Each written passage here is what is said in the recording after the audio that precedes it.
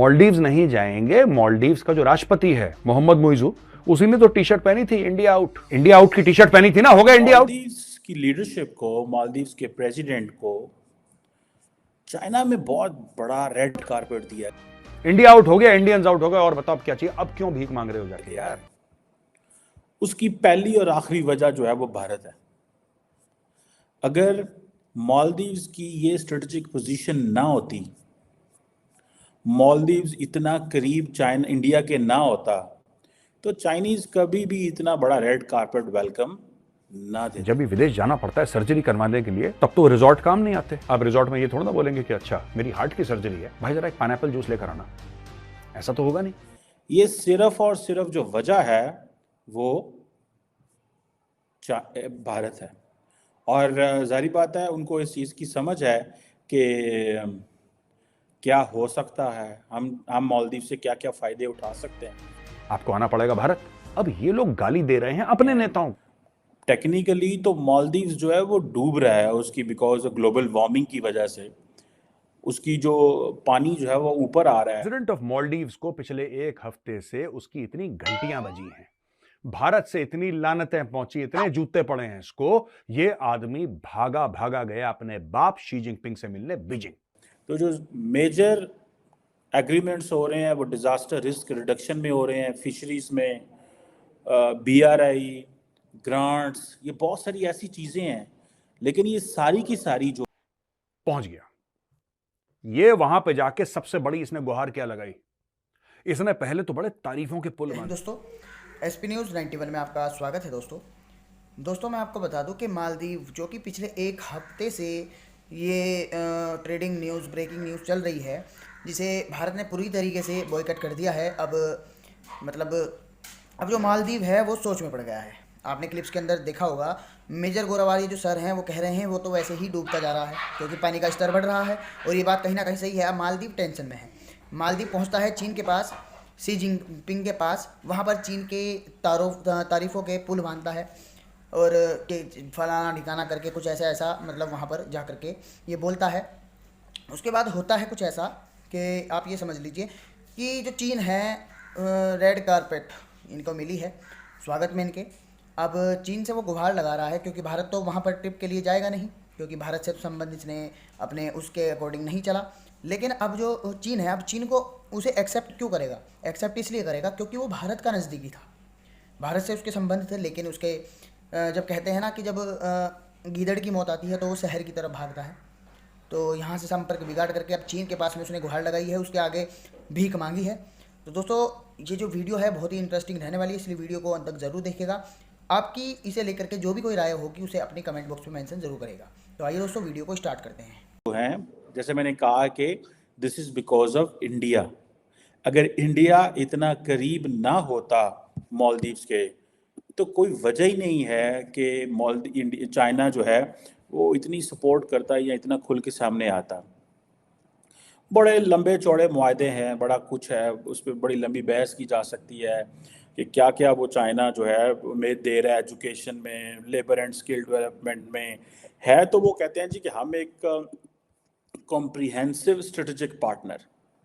So the word is comprehensive strategic partner. President Xi जब किसी से मिलता है तो it means they are giving so much. President ऐसे ही नहीं मिलता। एंड देन अगर आप प्रेसिडेंट हैं या प्राइम मिनिस्टर हैं, हेड ऑफ गवर्नमेंट हैं, आप किसी दूसरे मुल्क में जाते हैं, तो इस स्टाइल का जो ताल्लुक है, इस स्टाइल की जो रिलेशनशिप है, वो इस स्टाइल की जो मीटिंग्स हैं वो तभी होती हैं जब प्रेसिडेंट ने आपको वहाँ पे कोई आपके साथ एग्रीमेंट्स बड़े करने हों, तब ऐसे नहीं वो करते। अब अगर देखा जाए trade between China and Maldives, ये कहा जा रहा है कि जो पिछले 2023 में को 75% ट्रेड बढ़ी है। ठीक है जी। बायलैटरल ट्रेड चीन और मालदीव्स की कितनी है? $700 मिलियन। इंडिया और चीन की $125 अरब है।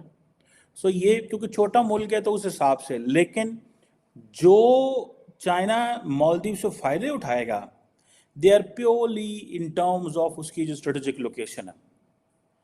ठीक है जी। और जिसे वो कहते हैं इंफ्रास्ट्रक्चर की बात कर रहे हैं, लेवलीहुड की बात कर रहे हैं, चाइनीज इंटरप्राइजेज इन्वेस्ट करेंगी, ये करेंगी, वो करेंगी।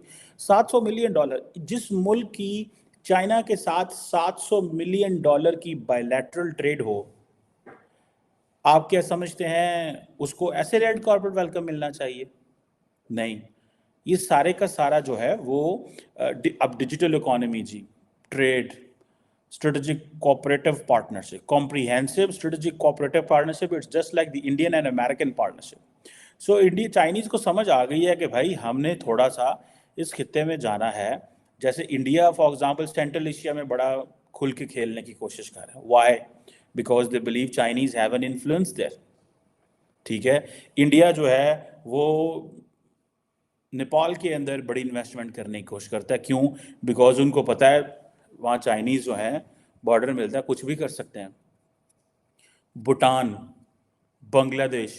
सो इंडिया बेसिकली ये जो मालदीव्स के साथ कॉम्प्रिहेंसिव स्ट्रेटेजिक कोऑपरेटिव पार्टनरशिप है, ये बेसिकली सिर्फ और सिर्फ इसकी जो technical reason, one and only reason is India. और अब देखें ना, एक इस सॉर्ट ऑफ ये जो इन्वेस्टमेंट है जो करने जा रहे हैं वो वहाँ पे, ठीक है, कोई लंबी चौड़ी ये पता नहीं चल रहा कि कितने $1 बिलियन की इन्वेस्टमेंट है। लोकल मालदीव्स मीडिया में और लोकल वहां पे चाइनीज मीडिया में कि यार जो बेल्ट एंड रोड इनिशिएटिव है ना, उस जैसी कोई चीज ही नहीं है। वल्लाह हबीबी, ऐसी कोई चीज ही नहीं है बेल्ट एंड रोड इनिशिएटिव। ये तो दुनिया के लिए अमन का पैगाम है, दुनिया के लिए तरक्की का पैगाम। इसने खूब गाने गाए, खूब चापलूसी करी इसने, और सारी चापलूसी करने के बाद इसने यह भी गिनवा दिया कि भाई चीन ने $50 मिलियन एक टूरिज्म पार्क के लिए हमें दिए हैं, और ये दिए हैं, और चाइना फलाना तो चाइना ढिमका। इसने पूरी स्टोरी सुनाई और एंड में चुपचाप इसने कटोरी चाइना के सामने रखी और बोला कि भारतवासी तो आने नहीं वाले मालदीव्स, क्या तुम कुछ टूरिस्ट भेज सकते हो? ये देखो, एंड में गया है भीख मांगने के लिए, राइट? अभी इससे शी जिनपिंग मिला नहीं मिला कुछ नहीं पता, अभी तक तो नहीं मिला था, हो सकता है मिल ले इससे, हो सकता है मिल ले। अब आते हैं दरबारी, सलाम करते हैं बादशाह सलामत को, तो ये भी दरबारी बन के जाएगा, सलाम करेगा, हो सकता है 2-3 टुकड़े फेंक दे इसके लिए शी जिनपिंग। लेकिन दोस्तों सबसे बड़ी बात क्या है? बात यही है कि ये गया है टूरिज्म की भीख मांगने वहां पे, क्योंकि भारतवासियों ने अब बोल दिया कि हम नहीं जा रहे मालदीव, तुम जाओ ऐश करो। तो दोस्तों मालदीव्स के ऊपर बड़ा शदीद, जिसको कहते हैं ना, प्रेशर आया है, बहुत ज्यादा प्रेशर। उनकी इकोनॉमी को थप्पड़ें पड़ रही हैं वहां पे, उनकी इकोनॉमी बिल्कुल खतरे में। दोस्तों मालदीव्स और भारत की ना बहुत पुरानी टाइज हैं, बहुत पुराने संबंध हैं। और मालदीव्स एक टाइम पे वहां पे जो धर्म था वो वज्रयाना बुद्धिज्म, यानी वज्रयाना एक खास शाखा है बुद्धिज्म की, ये वहां के लोग वहां पे ये रिलीजन फॉलो करते थे, वज्रयाना बुद्धिज्म। और यहां पे 8वीं और 9वीं शताब्दी के शिव जी और पार्वती मां की यहां पे मूर्तियां भी मिली हैं। अब क्या है कि यहां पे धीरे धीरे फिर इस्लाम आया, धीरे धीरे इस्लाम आते आते आते यहां पे कट्टरपंथी की भी सोच आई दोस्तों। और अली वहीद जो नेशनल म्यूजियम का डायरेक्टर है वो कहता है कि बस कुछ ही जगह रह गई हैं जहां पे मूर्तियां सही सलामत हैं, बाकी सब लोगों ने तोड़ दी। आपको याद है तालिबान वालों ने किस तरीके से बामिया में बुद्धा के स्टैचू तोड़े थे? वही काम मालदीव्स में हुआ, हाईली रेडिकलाइज्ड इस्लामिस्ट। और इनमें से कितने लोग गए इस्लामिक स्टेट ज्वाइन करने के लिए, कितने लोग हैं जो पकड़े गए हैं टेररिस्ट के साथ काम करते हुए, कितनी कंपनियां हैं जो टेररिस्ट का पैसा black to white, white to black करती हैं, ये हम आपको डिटेल पहले दे चुके हैं दोस्तों। लेकिन सोचने वाली बात यह है कि ये मालदीव्स जो इतना धीरे धीरे कट्टरपंथी हो गया है, अब ये कह रहा है चाइना से कि टूरिस्ट भेजो। आप खिलाओगे सुअर उनको? मैं पूछना चाहता हूं, आप खिलाओगे सुअर उनको? वो कीड़े मकोड़े कुत्ता बिल्ली पता नहीं क्या क्या खाते हैं, आप खिलाओगे? हाँ, मुझे लगता है खिलाएंगे, क्योंकि जितने भी रेडिकल इस्लामिस्ट हैं ये बड़े फ्लेक्सिबल होते हैं when they see money. Pakistan को देख लीजिए, पाकिस्तान जैसा जो कहता है कि हम ला इलाहा इल्लल्लाह पे हमारा मुल्क बना है, कलमा पढ़ के हमारा मुल्क बना है, वो चाइनीज के सामने तो लेट जाते हैं, वो चाइनीज के सामने लमलेट हो जाते हैं, बिल्कुल ऐसे दंडवत, अब्बू जी करके चाइनीज के सामने कारपेट बन गया। क्यों ऐसा? क्योंकि चाइनीज पैसा फेंकते हैं। वही चाइनीज ने पैसा फेंका मालदीव्स, ये भाई गया मोहम्मद मुइजू जो प्रेसिडेंट है मालदीव्स का, और वहां पे लेट गया शी जिनपिंग के दरबार में कि टूरिस्ट दे दो, टूरिस्ट दे दो, टूरिस्ट दे दो। पर दोस्तों ये भी समझना पड़ेगा कि इसका इतिहास क्या है मालदीव्स का, क्यों मालदीव्स वाले भारत आते हैं, वो भी मैं आगे चल के कवर करूंगा कि मालदीव्स वाले भारत आते क्यों हैं। क्यों मालदीव्स के आम जनता को भारत से प्यार है? क्यों एक आम मालदीवियन कहता है कि हमारा बच्चा भारत में पढ़ ले, हम इलाज कर लें अपना भारत में? उनको क्यों ज्योग्राफिकली, भौगोलिक तौर पे भारत क्यों उनको कन्वीनियंट पड़ता है, क्यों आसान पड़ता है? फासला क्या है? फासला क्या है?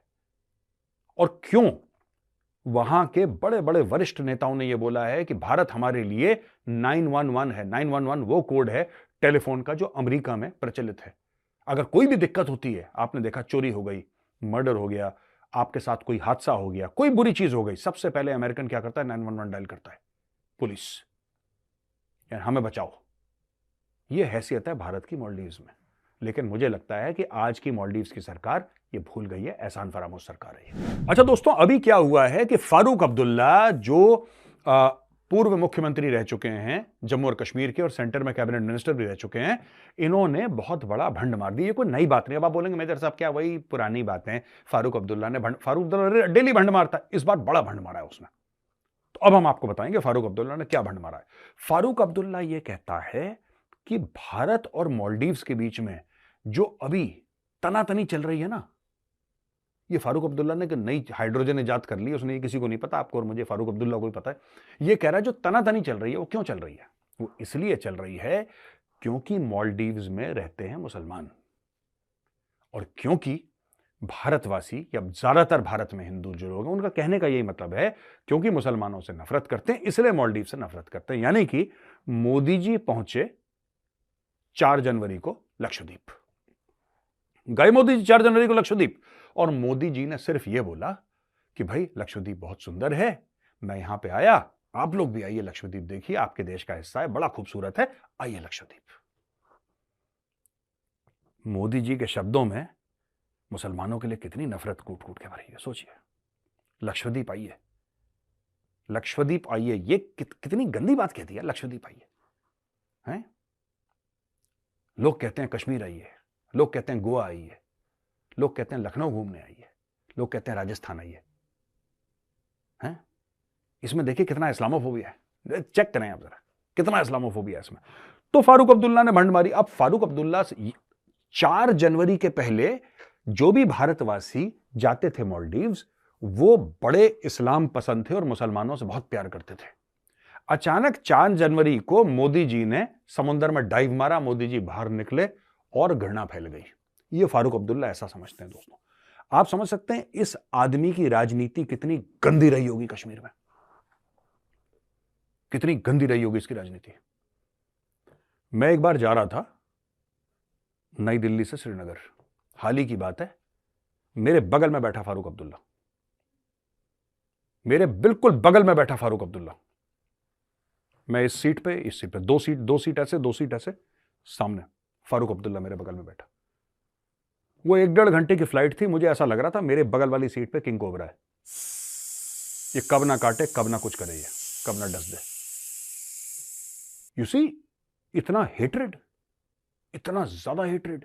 यानी कि हमारे प्रधानमंत्री को, हमारे देश को कोई गलत बोले और अगर हमने रिएक्शन कर दिया, आप समझ लीजिए मोदी जी जो हैं भारत के प्रधानमंत्री हैं। तो दोस्तों, आपने वीडियो तो पूरा देखा ही होगा। इस वीडियो को देखने के बाद आपके दिमाग में कोई ना कोई सवाल, कोई ना कोई विचार ज़रूर आया होगा। आपके माइंड में जो भी कोई थॉट आया है, आप उसे हमें कमेंट बॉक्स में मेंशन कर सकते हैं। साथ ही मैं आपको बता दूं, यदि आप चैनल पर नए हैं तो प्लीज़ इस चैनल को सब्सक्राइब करके बेल आइकन को ऑल पर सेलेक्ट कर लीजिएगा, ताकि भविष्य में हम जैसे ही कोई वीडियो अपलोड करें उसका नोटिफिकेशन आप तक सबसे पहले पहुँच जाए। तो दोस्तों, वीडियो को अंत तक देखने के लिए